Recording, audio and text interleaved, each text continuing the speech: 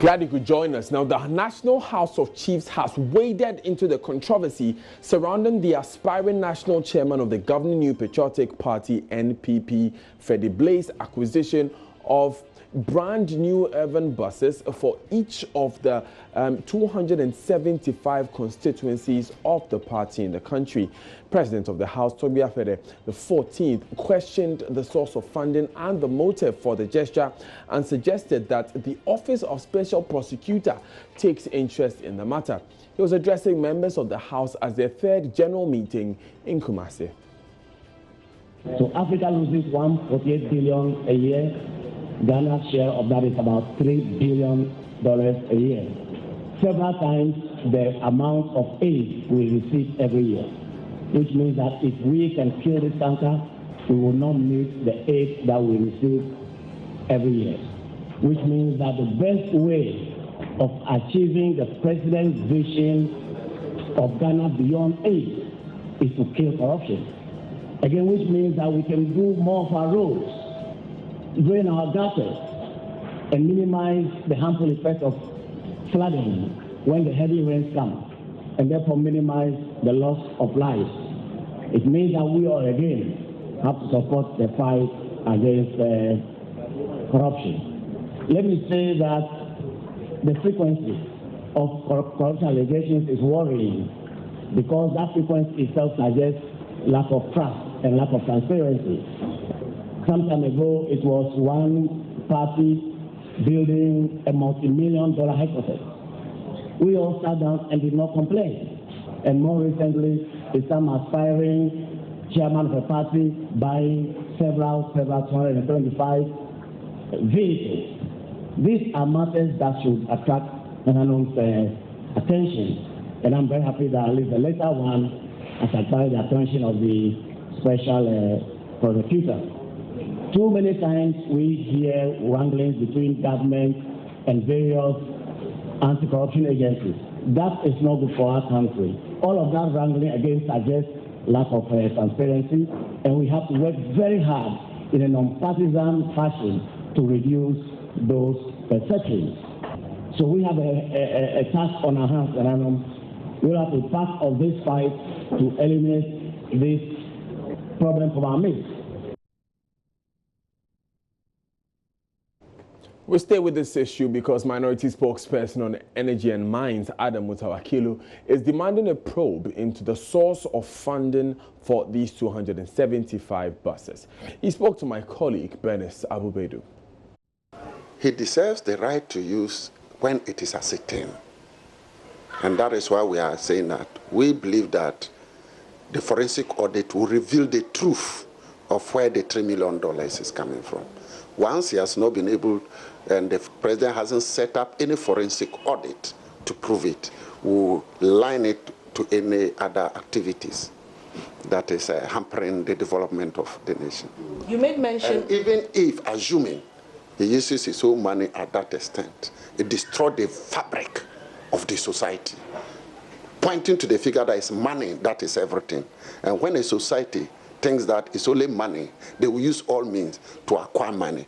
And it also sends a signal to government appointees, especially when it is embraced by the president in this occasion, that, okay, let me acquire more wealth, the president will like me more. And that leads to corruption. So it becomes an opening, small, but it can expand to government appointees. Once the president had embraced it, the president should have, to some extent, warned him that the level of expenditure, we are worried. You are sending a wrong signal to the whole world and the nation in respect to politics. But the president embraced it and praised him and supported him. It leads to all kind of impression in the minds of Ghanaians, and especially to his appointees, assuming it was even coming from his private resources. Meanwhile, the executive director of the Dankwa Buzia Institute, that's the founder of that, Gabi Asario Chodako, has hinted that contrary to opinions that incumbent President Nana Addo Dankwa Akufo-Addo will only run for the presidency for one term, Mr. President has intentions of contesting for a second term in the 2020 general election. Speaking to Joy News' Elton John Brobe and myself at the just ended National Delegates Conference of the NPP, Gabi said the president, throughout his 18 months in power, has proven beyond doubt his capacity and preparedness to run for a second term. Will the president be up to run again in 2020? Maybe I have to share some personal information. Absolutely. I know the president pretty well. And if I have a fear, my fear is that he works too hard. I'm saying, in terms of his physical endurance, he has more than even me. I'm about 20 years younger than him. I mean, he sits at cabinet from 11, sometimes 11 p.m., and he may get up twice or once to go to the restroom and maybe have lunch. And some of his ministers are up and down the bathroom. Okay? And some may even sleep halfway through. I'm just making a point. And he's alert. You know, I sometimes we visit him around 10:30, 11 p.m. And sometimes you visit him not because you want to keep him awake. You visit him to see if you can, you know, encourage him to go to bed. Because he comes home, sits in his study, and opens up his files. And he will work and work. He came from Togo just a few days ago. Yeah. I went to his office around 11. And when I said bye-bye, which is around 11:30, that's when the cabinet files was in front of him to work. So he works hard. So physically, and I think it's not just, you know, what feeds a physical is also the conviction. You know, he feels that he has to achieve something. And I think he paces himself the way that can keep him going. In a sense that it's the work that keeps him going. It's not about the perks of the office, but the fact that he's enjoying being president. Right. Not the perks, but the fact that he's in a position to do something that he's always wanted to do. And I hope, and I said this to, I think, Joy, when he was elected, that I hope that his appointees will not let him down. So 4 years may not be enough for him to achieve all the things that he wants to do. So another 4 more years may be, you know, quite ideal. As somebody as close to him. Look, as far as I know, he's definitely ready for another term. Right. And he's running another term, God willing. Thank you. Right, so watching Joy News today, let's move from the realm of politics and deal with the judiciary. The Kaswa District Court risks being closed down by the end of the year if it does not adhere strictly to the model designed for all courts. This is a warning from the Chief Justice Sophia Akufo, who is on a 4-day tour of the judicial courts in the central region. The Chief Justice was stunned when the district's magistrate pulled a chamber pot she uses because the facility has no washroom. Her ladyship, Sophia Akufo, finds the situation unacceptable. Richard Kojunyako is traveling with the Chief Justice and joins with more on this. We'll be speaking to Richard in a moment, but let's hear some of the statements that have been made in that tour by the Chief Justice. Oh, this is terrible. So 3 months ago, they came to create the main entrance for Michigan. So this time, but when you are sitting, no, because you should not be sharing facilities. We should not be sharing facilities with anybody.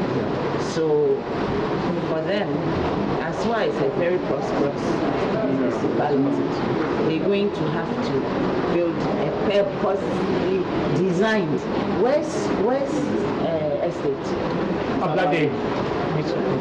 Yeah, we don't want this. We don't want it. It's not. It's not that we are not grateful. There's nothing to be grateful about for this. This is just a place. It's supposed to be a temporary place. That's the way I see it. This is totally unsuitable. Because when we were even entering, I was saying, why can't we have uniform buildings? The pillars are not our type of pillars or anything. So So they're sending it to them, and they have up to the, okay, right now we're right in the middle of the year. So up to the end of the year, I will close it down. In fact, you need to now give me all those who are close to the deadline and given them. Yes, they will see so many closures of courts, they'll be surprised. In fact, we should not even have accepted this. It's not great to our progress. So now you partitioned it for what? Let's go on the phone line now and talk to Richard Kojo Nyako. Richard, tell us more about this revelation about a chamber pot made by the district magistrate judge at Kaswa. Well, Daniel, the Chief Justice Fayakufu has been expressing her disgust at the conditions in which some of the courts have been working in the country. So the first point of call was at the Kaswa Magistrate Court, where she started her tour. She was surprised to see that the court share the same facility with the Ministerial Assembly. According to her, the court does not function or is not functioning according to the proper or the model in which courts are supposed to operate. The court that we have visited so far do not have washrooms. And so when we went to the Kaswa Magistrate Court, the magistrate, Felicia Gandezi, told the Chief Justice that she does not have a washroom, as well as the workers who work there, they do not have a washroom. And so she decided to bring her chamber pot to her office. And so she pulled the chamber pot ostensibly to show the Chief Justice the deplorable conditions under which they work. And so the Chief Justice was really appalled by the conditions under which some of the judicial members work. And so the Chief Justice hinted that there might be a lot of closures of the country's courts if they fail to adhere to some laid down procedures and some general conditions under which courts are supposed to work. You know, under the Local Government Act, the district assemblies are supposed to put up their cost structure so that the judicial service would bring the equipment and then work in those facilities. So she was amazed and wants the district assemblies to up their game. Otherwise, most of the courts will be closed down. Thank you very much, Richard Kojo Nyako, for that update of what is happening in the central region. Now let's move to the Volta region because President Akufo-Addo is there for a 3-day tour. Joy News' Ivy Setoji has been speaking to some of the residents on the expectations of the president's visit.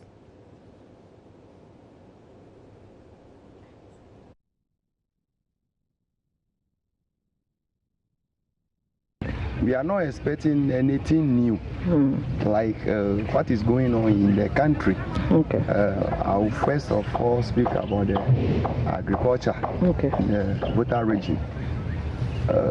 We normally don't hear anything from the presidency concerning agriculture in Volta region and Southtown to be precise. So we have been hearing that he formed so many institutions that will take care of agriculture. So we are expecting him that we want to see a change in the agricultural system. Especially the Volta River passes through here. But how do we utilize it? In Sogakope here. How do we utilize it? We don't have machines to do irrigation farm. So if he can help us as a youth, so that we can develop irrigation farming along the river band, that will be our priority. Secondly, we want the economy to be stay. Because today the CD fall, tomorrow this. It makes our economy, we can't see, especially our traveling, and our road network. Let's go on the phone lines now and speak with Ivy Setoji, who is in the Volta region. Ivy, where's the president now? Hello, currently we are expecting the president to arrive in Amlo, that is the Keta municipality. But what the residents in this area, Southtown and Keta municipality, have been asking wanting the president to address the agriculture sector. According to them, they have land, they have the river and everything, but they don't have enough funds to go into agriculture. Okay. And also, they also want the president to address the issue of roads, the bad network in some of the areas, especially the farming communities, so that food starts from those deprived communities can get to the big market to be sold. So these are some of the issues. So currently, we are waiting for the president to come. We'll start from the Awom to inspect some projects in Angola town. Right. Ivy, we are getting a very bad phone signal, but thank you for joining us. That was Ivy Setoji of the Joy News team. She's our woman in the Volta region. And you're still watching Joy News today. Stories gone by so far. President of the National House of Chiefs, Togbe Afrede, is calling on the special prosecutor to consider looking into the controversy regarding the sources of funding the 275 buses procured by the elected chairman of the New Patriotic Party for its constituency executives. Kaswa District magistrates compelled to use chamber pots to pee owing to lack of a washroom facility at the courts if the situation is not fixed within the shortest possible time. Now, that court risks closure. That's the warning from Chief Justice Togbe Afrede as she embarks on a 4-day tour of the Central Region. Set up ahead, the Forestry Commission is ordering the suspension of forest reclamation works underway in the country's various forest reserves to enable its preview and take stock of activities of contract firms engaged in that exercise.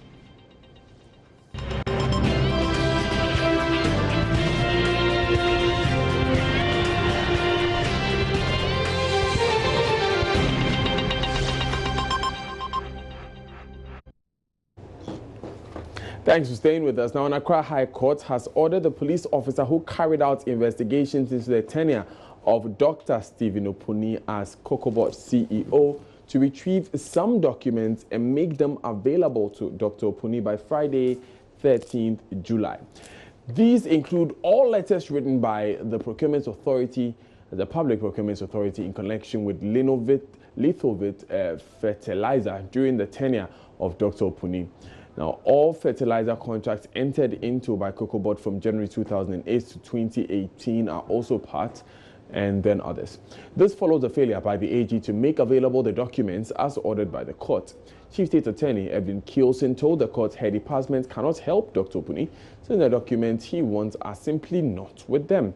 She added they had made contact with the Economic and Organized Crime Office, YOCO, hoping to get all the documents. This, she said, had proved unsuccessful, as YOCO maintains they don't have them. Spokesperson for Dr. Opuni's legal team, Victor Kojoga Adaudu, told pressmen they have no intention of delaying the court.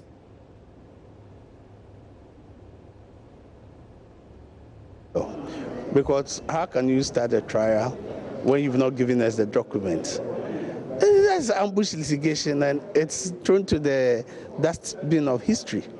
Because the Supreme Court has spoken eloquently. The court has also spoken. Give us the documents. You come to court and say those documents were returned to COCOBOT. You also come and you say you haven't even seen the document, you don't have them, and the documents are not relevant. And the court, we said no, it was based on those documents that you laid the charges against us. And the charges talks about fertilizer. It talks about approval. You have all this document with COCOBOT, IOCO. You have control over them. And the court says, make them available to us. Now you come to court and you say it is not relevant. When you are also saying you've not seen that. And they argue with the court and say, in the interest of justice and fairness to the parties, those documents should be made available, and has ordered the investigator to make sure we get the document. Those documents were shown to our clients whilst we went for the investigative processes at IOCO. And And it is cocoa, but if you see the witness statement, they are saying that they did investigation, they had those documents. So why do we come? It means that the prosecution has some document that they want to suppress. In the matter that when they bring it to the public domain or to our knowledge, it will absolve our clients from what has been done. And because of that, they don't want those documents to come.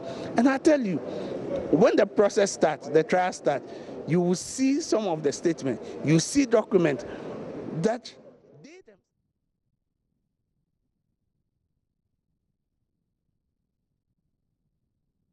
The case was adjourned to July 16. Let's move to other sectors because the Forestry Commission has ordered the suspension of all reclamation exercises in forest reserves across the country.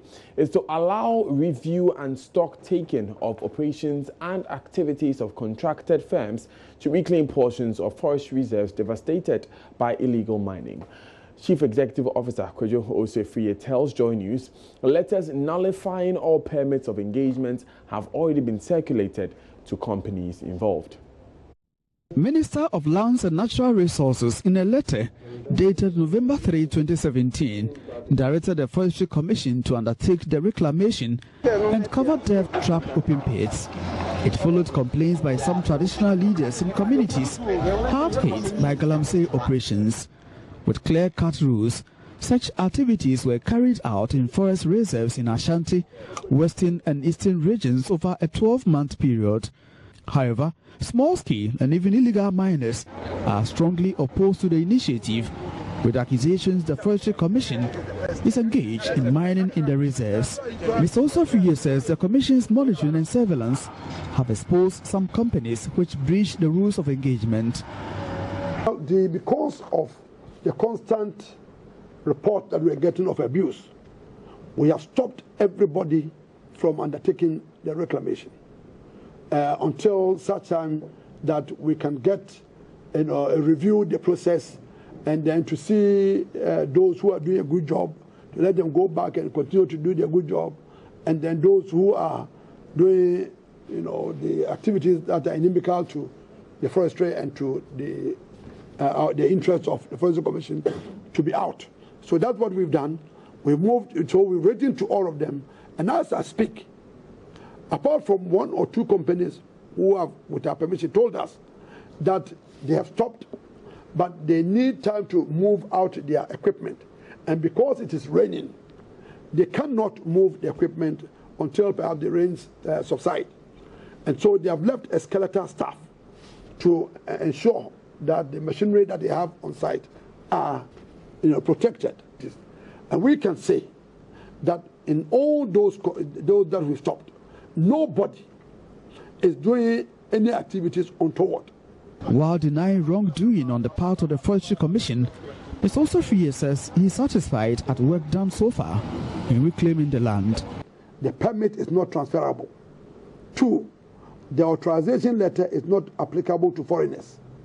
3, foreign participation is only welcome in the funding of the project. 4, the permit is workable for a period of 12 months and it is renewable subject to fulfilling all the terms and conditions stated therein. The permit, therefore, does not allow your company to conduct any form of mineral exploration and mining activity. Neither does it allow the company to undertake any form of timber exploitation. And these are my emphasis. So it was very clear in our minds what they can do and what they cannot do. And having given them these letters, we did not go to sleep. We monitored the activities of those people who engaged in these reclamation exercises. And then when we had reports of some persons, undertaking, illegal activities, i.e.,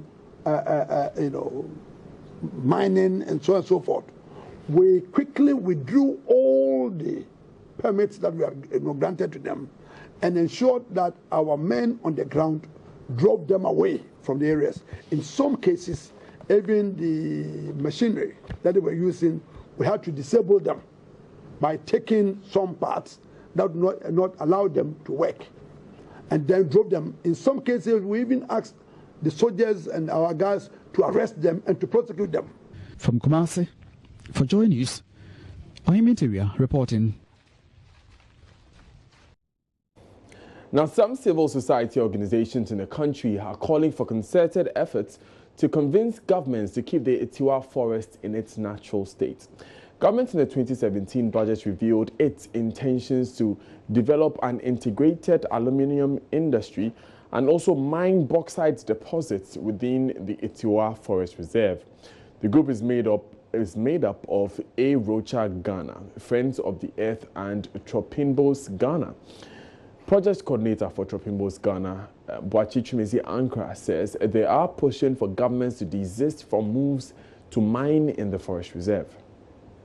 Since government intervention to mine in the Itiwa forest were made public, environmentalists have argued the country will pay a huge price for the proposed $50 million Ghana-China joint venture should government go ahead with its plans.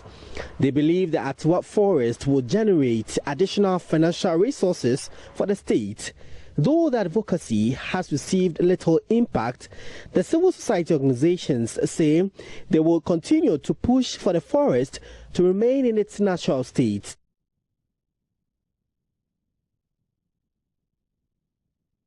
In the long term, the GLA program as a whole is looking at helping maintain the remaining forests of Ghana, and so trying to prevent further destruction but protecting and conserving what is already left, both the forest resources, water resources, what has been destroyed, if possible trying to restore, and also keeping what has not been touched. He said this during a capacity building of the media and civil society on forestry and mining laws, which recognizes the devastating nature of deforestation and environmental degradation in Ghana. It is in partnership with Arocha Ghana, Friends of the Earth, and Tropimbos Ghana under the Green Livelihoods Alliance program. So watching Joy News today. Now, the number of visually impaired teacher trainees at the Nusrat Jahan Ahmadiyya College of Education has increased in the last 15 months. Principal of the college, Haja Asma Ismail, said out of teacher training population of 1,102, 33 are visually impaired. Last year, the number was 12. Haja Asma was speaking at a forum on the Challenge Fund project in Wa. Rafiq Salam has more, but we'll bring you that report later. Let's take these important messages. We'll be right back.